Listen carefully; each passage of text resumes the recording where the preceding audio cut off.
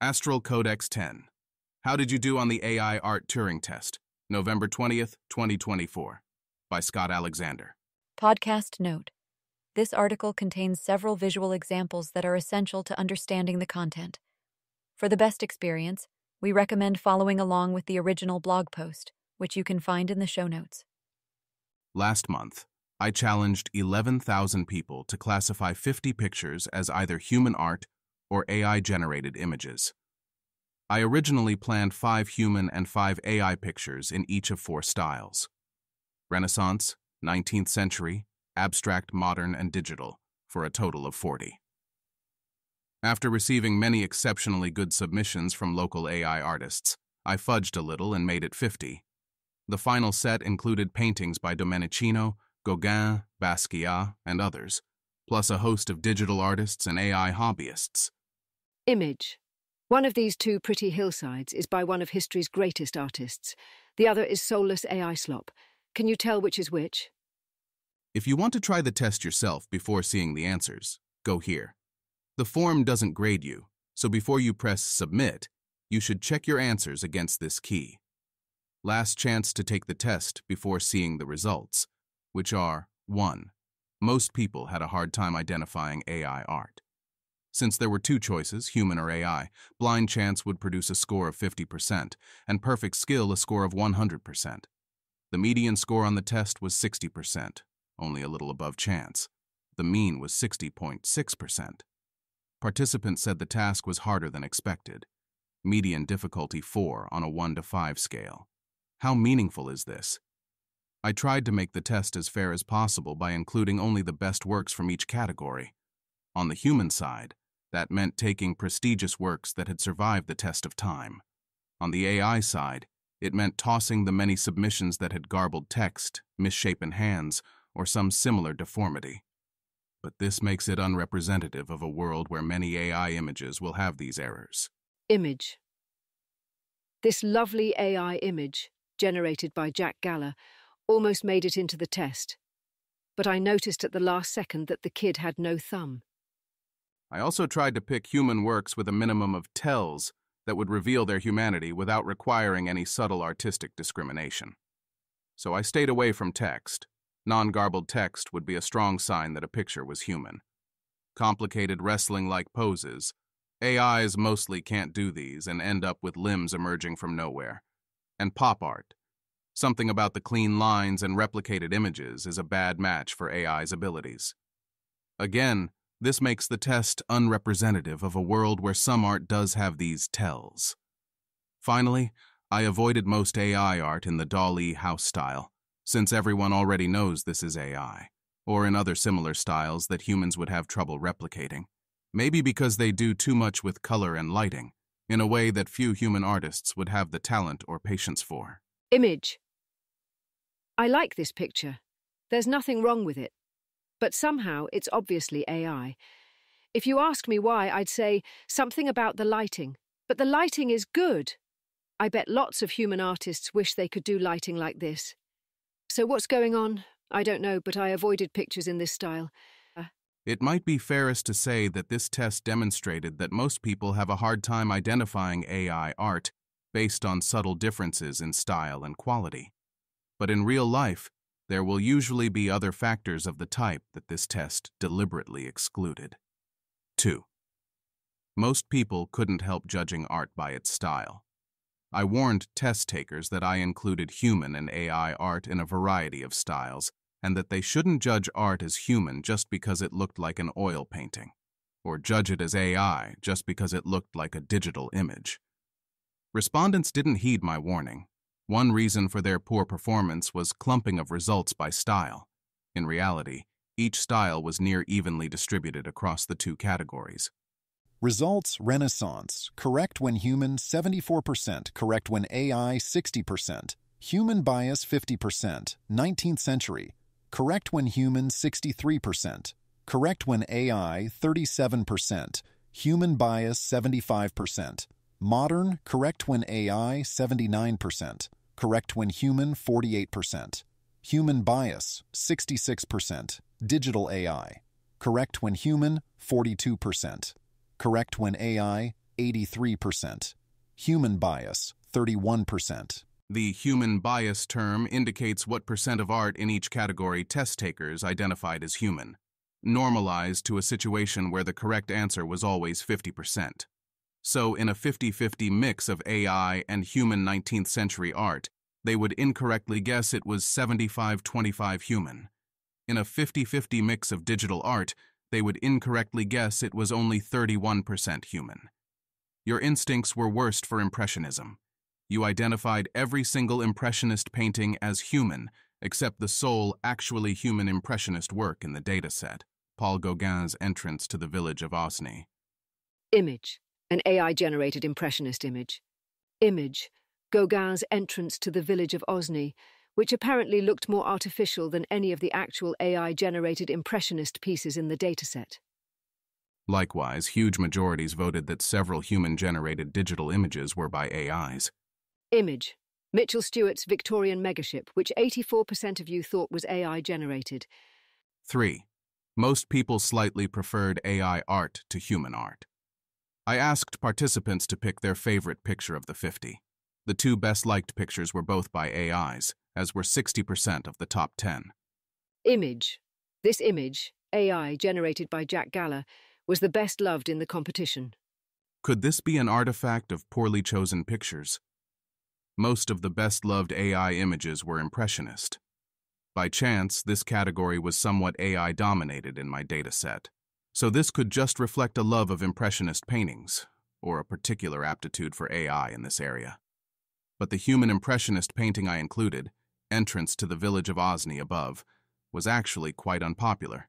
And if we remove all Impressionist paintings, then although humans reclaim the top 2 spots, an AI is still number 3, and the machines still take 40% of the new top 10. 4. Even many people who thought they hated AI art preferred it. I asked participants their opinion of AI on a purely artistic level, that is, regardless of their opinion on social questions like whether it was unfairly plagiarizing human artists. They were split. 33% had a negative opinion, 24% neutral, and 43% positive. The 1,278 people who said they utterly loathed AI art, score of 1 on a 1 to 5 Likert scale, still preferred AI paintings to humans when they didn't know which were which. The number 1 and number 2 paintings most often selected as their favorite were still AI, as were 50% of their top 10. These people aren't necessarily deluded. They might mean that they're frustrated wading through heaps of bad AI art, all drawn in an identical doll-y house style, and this dataset of hand-curated AI art selected for stylistic diversity doesn't capture what bothers them. 5. But others might genuinely be on a higher plane than the rest of us. I asked a friend, who does digital art under the handle Ilzo, to beta test an early version of the challenge. She wowed me with her ability to correctly identify AI pictures that I considered well camouflaged. When we got to Piotr Bienkowski's ruined gateway, an AI picture I especially liked, but which she found especially sloppish, I demanded she explain herself. Image. The gateway under discussion. She said, "When real pictures have details, the details have logic to them. I think of Ancient Gate being in the genre superficially detailed, but all the details are bad and incoherent. The red and blue paint and blank stone feel like they're supposed to evoke wornness, but it's not clear what style this is supposed to be a worn-down version of. One gets the feeling that if all the paint were present, it would look like a pile of shipping containers. If shipping containers were only made in 2 colors. It has ornaments, sort of, but they don't look like anything, or even a worn-down version of anything. There are matchy discs in the left, center, and right, except they're different sizes, different colors, and have neither detail which parses as anything, nor stark smoothness. It has stuff that's vaguely evocative of Egyptian paintings if you didn't look carefully at all. The left column has a sort of door with a massive top-of-doorway thingy over it. Why? Who knows? The right column doesn't, and you'd expect it to. Instead, the right column has 2.5 arches embossed into it that just kind of half-heartedly trail off. I'm not even sure how to describe the issues with the part a little above the door. It kind of sets a rhythm, but then it gets distracted and breaks it. Are these semi-top protruding squares supposed to be red or blue? Whatever. Does the top border protrude the whole way? Mostly. Human artists have a secret technique, which is that if they don't know what all the details should be, they get vague. And you can tell it's vague, and you're not drawn to go, this looks interesting, oh wait, it's terrible. And later, after the discussion veered more philosophical. I think part of the problem with AI art is that it produces stuff non-artists think look good, but which on close inspection looks terrible, and so it ends up turning search results that used to be good into sifting through terrible stuff. Imagine if everyone got the ability to create mostly nutritional adequate meals for like 5 cents, but they all were mediocre rehydrated powder with way too much sucralose or artificial grape flavor or such. And your friends start inviting you over to dinner parties way more often because it's so easy to deal with food now, but practically every time, they serve you sucralose protein shake. Maybe they do so because they were used to almost never eating food. This isn't a perfect analogy. Furthermore, imagine people calling this the future of food and saying chefs are obsolete. You'd probably be like, wow, I'm happy that you have easy access to food you enjoy, and it is convenient for me to use sometimes, but this is kind of driving me crazy. I feel like this is relevant to artist derangement over AI art, though of course a lot of it is economic anxiety, and I'm a hobbyist who doesn't feel like a temporarily embarrassed professional and thus can't relate. Her theory gets some support from the data. The average participant scored 60%, but people who hated AI art scored 64%, professional artists scored 66%, and people who were both professional artists and hated AI art scored 68%. The highest score was 98%, 49 out of 50, which 5 out of 10,000 people achieved. Even with 10,000 people, getting scores this high by luck along is near impossible. I'm afraid I don't know enough math to tease out the luck versus skill contribution here and predict what score we should expect these people to get on a retest. But it feels pretty impressive. So maybe some people hate AI because they have an artist's eye for small inadequacies, and it drives them crazy. What did we learn about art?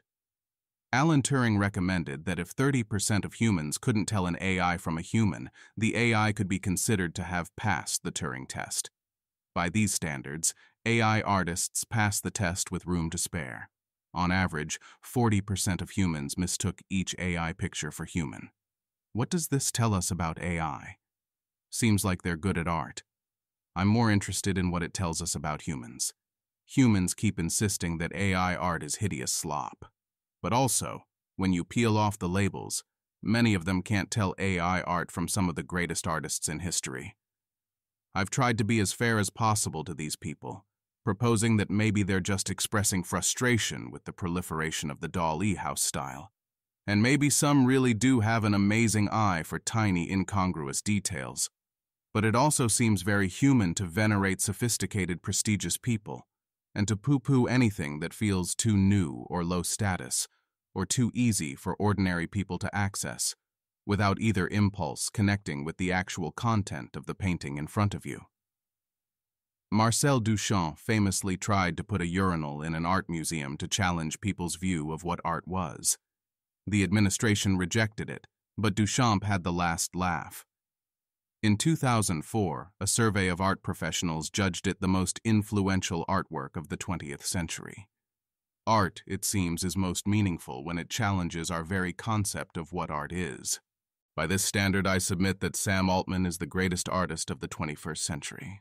Podcast note: for image credits and attributions, please refer to the appendix in the original blog post, linked in our show notes.